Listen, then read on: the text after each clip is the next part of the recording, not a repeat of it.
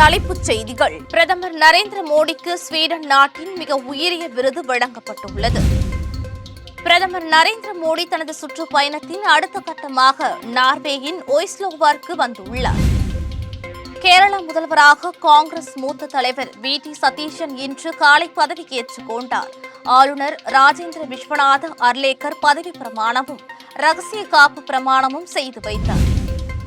சர்வதேச கடல்சார் மகளிர் தினம் மத்திய அமைச்சர் சர்பானந்தா சோனோவால் பாராட்டு. நீட் தேர்வு வினாத்தாள் கசிவு வழக்கில் ஆர்சிசி பயிற்சி வகுப்புகளின் இயக்குநர் சிவராஜ் மோட்டோ கார்னர் கைது. விரிவான செய்திகள். பிரதமர் நரேந்திர மோடிக்கு ஸ்வீடன் நாட்டின் மிக உயரிய விருதான royal order of the polar star commander grand cross என்ற விருது வழங்கப்பட்டுள்ளது. இதையொட்டி மக்களவைத் தலைவர் ஓம் பிர்லா, மத்திய வர்த்தக மற்றும் தொழில்துறை அமைச்சர் பியூஷ் கோயல் ஆகியோர் வாழ்த்து தெரிவித்துள்ளனர். மக்களவைத் தலைவர் ஓம் பிர்லா விடுத்துள்ள சமூக வலைதள பதிவில், இந்த மதிப்புமிக்க அங்கீகாரம் தொலைநோக்கு பார்வை கொண்ட தலைமையையும் உலகம் முழுவதும் இந்தியாவுக்கு வளர்ந்து வரும் மரியாதையும் பிரதிபலிக்கிறது என்றும், இந்த கௌரவம் இந்தியாவுக்கும் ஸ்வீடனுக்கும் இடையிலான நட்புறவையும் நீண்ட கால கூட்டாண்மையும் மேலும் வலுப்படுத்தி ஆழப்படுத்தும் என்றும் கூறியுள்ளார். இது ஒவ்வொரு இந்தியருக்கும் மிகுந்த பெருமையும் உத்வேகத்தையும் அளிக்கும் தருணம் என போற்றியுள்ளார். இது பிரதமருக்கு வழங்கப்படும் 31வது சர்வதேச விருது மட்டுமல்லாமல் தேசத்திற்கு பெருமைக்குரிய கண்டனம் என்றும், இது பிரதமரின் உலகளாவிய பாராட்டையும் அவரது தலைமையின் கீழ் இந்தியாவுக்கு வளர்ந்து வரும் மரியாதையும் பிரதிபலிக்கிறது என்றும் கோயல் கூறியுள்ளார். பிரதமர் நரேந்திர மோடி தனது சுற்றுப்பயணத்தின் அடுத்த கட்டமாக நார்வேயின் ஓஸ்லோவிற்கு வந்துள்ளார். ஓஸ்லோவில் உள்ள ஹோட்டலில் இந்திய வம்சாவளியினர் பிரதமர் மோடியை உற்சாகமாக வரவேற்றனர். பிரதமர் அவர்களின் கலாச்சார நிகழ்ச்சிகளையும் கண்டுகளித்தனர். இந்த பயணத்தில் இந்தியாவுக்கும் நார்வேக்கும் இடையிலான இருதரப்பு பேச்சுவார்த்தைகளும் 3வது இந்திய நார்டிக் உச்சி மாநாட்டுக்கும் அடங்கும். இந்த பயணம் நார்டிக் நாடுகளுடனான இந்தியாவின் உறவுகளுக்கு உத்வேகம் அளிக்கும். பிரதமர் நரேந்திர மோடி தனது முதல் நார்வே பயணத்திற்காக ஓஸ்லோவிற்கு வந்துள்ளார். மேலும் 43 ஆண்டுகளில் இந்தியாவில் இருந்து ஒரு பிரதமர் மேற்கொள்ளும் முதல் பயணமும் இதுவாகும். இந்தியாவுக்கும் 5 நார்டிக் நாடுகளுக்கும் இடையிலான இருதரப்பு வர்த்தகம் தற்போது $19 பில்லியன் உள்ளது. புத்தாக்கம், பாதுகாப்பு, ஆர்டிக் பகுதி மற்றும் மக்கள் தொடர்பு போன்ற பல்வேறு துறைகள் இதன் முக்கிய கவனம் பகுதிகளாகும்.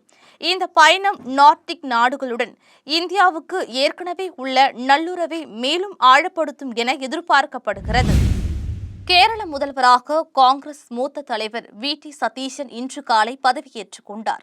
திருவனந்தபுரத்தில் உள்ள சென்ட்ரல் அரங்கத்தில் நடைபெற்ற பதவியேற்பு விழாவில் ஆளுநர் ராஜேந்திர விஸ்வநாத அர்லேக்கர் சதீஷனுக்கு பதவி பிரமாணமும் ரகசிய காப்பு பிரமாணமும் செய்து வைத்தார். மேலும் முதல்வருடன் ரமேஷ் சென்னிதலா, குஞ்ஞாலிக்குட்டி உள்ளிட்ட 20 அமைச்சர்கள் பதவியேற்றுக் கொண்டனர். விழாவில் காங்கிரஸ் தலைவர் மல்லிகார்ஜுன கார்கே, மக்களவை எதிர்க்கட்சித் தலைவர் ராகுல் காந்தி, பொதுச் செயலர் பிரியங்கா காந்தி, காங்கிரஸ் ஆளும் கர்நாடகம், தெலுங்கானா, ஹிமாச்சல பிரதேச மாநில முதல்வர்கள், முன்னாள் முதல்வர் பினராயி விஜயன், கே.சி. வேணுகோபால், கூட்டணி கட்சிகளின் தலைவர்கள் உள்ளிட்டோர் பங்கேற்றனர். இந்த மாநிலத்தில் 10 ஆண்டுகள் இடைவெளிக்கு பிறகு காங்கிரஸ் ஆட்சி அமைக்கிறது என்பதால் முதல்வர் பதவியேற்பு விழா கோலாகலமாக நடைபெற்றது. 140 தொகுதிகளை கொண்ட கேரளத்தில் கடந்த ஏப்ரல் 9 ஒரே கட்டமாக நடந்த பேரவைத் தேர்தலில் 102 இடங்களுடன் காங்கிரஸ் தலைமையிலான ஐக்கிய ஜனநாயக முன்னணி ஆட்சியை கைப்பற்றியது. காங்கிரஸ் மட்டும் 63 தொகுதிகளில் வென்றது. இந்த வெற்றியின் மூலம் மார்க்சிஸ்ட் கம்யூனிஸ்ட் தலைமையிலான இடதுசாரி ஜனநாயக முன்னணியின் 10 ஆண்டுகால ஆட்சி முடிவுக்கு வந்தது. இடதுசாரி கூட்டணிக்கு வெறும் 35 இடங்களே கிடைத்தன. பாஜக 3 இடங்களை கைப்பற்றியது. தேர்தலில் காங்கிரஸ் வெற்றி பெற்றதை தொடர்ந்து முந்தைய பேரவையில் எதிர்க்கட்சித் தலைவராக இருந்த வி.டி. சதீஷன், கட்சியின் பொதுச் செயலர் கே.சி. வேணுகோபால், மூத்த தலைவர் ரமேஷ் சென்னிதலா ஆகிய மூவர் இடையே முதல்வர் பதவிக்கு கடும் போட்டி எழுந்தது. 10 நாட்களாக நீடித்த இழுபறிக்கு பின்னர் புதிய முதல்வராக சதீஷன் கடந்த 14ஆம் தேதி தேர்வு செய்யப்பட்டார். அவரது தலைமையிலான அரசு இன்று பதவியேற்றுக் கொண்டது. சர்வதேச கடல்சார் மகளிர் தினத்தை முன்னிட்டு பெண் மாலுமிகளின் மன உறுதியை மத்திய அமைச்சர் சர்பானந்தா சோனாவால் பாராட்டினார். மத்திய துறைமுகங்கள், கப்பல் போக்குவரத்து மற்றும் நீர்வழி போக்குவரத்து துறை அமைச்சர் சர்பானந்தா சோனாவால் இன்று சர்வதேச கடல்சார் மகளிர் தினத்தை முன்னிட்டு பெண் மாலுமிகளின் அசைக்க முடியாத மன உறுதியை பாராட்டியுள்ளார்.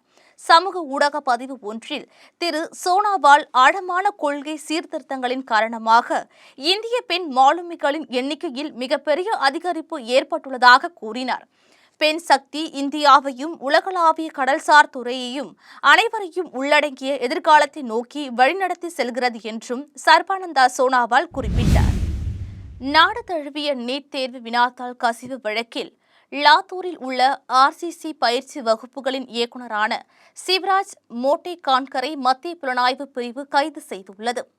இந்த தேர்வு முறைகேடு குறித்த தனது தொடர் விசாரணையின் ஒரு பகுதியாக சிபிஐ வெள்ளிக்கிழமை அன்று அவரிடம் சுமார் 11 மணி நேர விசாரணை நடத்தியது. இந்த விசாரணையை தொடர்ந்து சிபிஐ குழுவினர் லாத்தூரில் உள்ள அவரது பயிற்சி நிறுவனத்தில் சோதனை நடத்தினர். அப்போது இந்த வழக்கோடு தொடர்புடையதாக நம்பப்படும் முக்கிய ஆவணங்கள், கணினிகள் மற்றும் கைபேசிகளை அதிகாரிகள் பறிமுதல் செய்தனர். வினாத்தாள் கசிவு, வலையமைப்புடன் தொடர்புடைய சாத்தியமான நிதி பரிவர்த்தனைகள் மற்றும் தொடர்புகள் குறித்தும் புலன் ஆய்வாளர்கள் விசாரித்து வருகின்றனர். பின்னர் மோட்டே-கான்கர் புனேவில் உள்ள சிபிஐ அலுவலகத்திற்கு அழைத்து செல்லப்பட்டார்.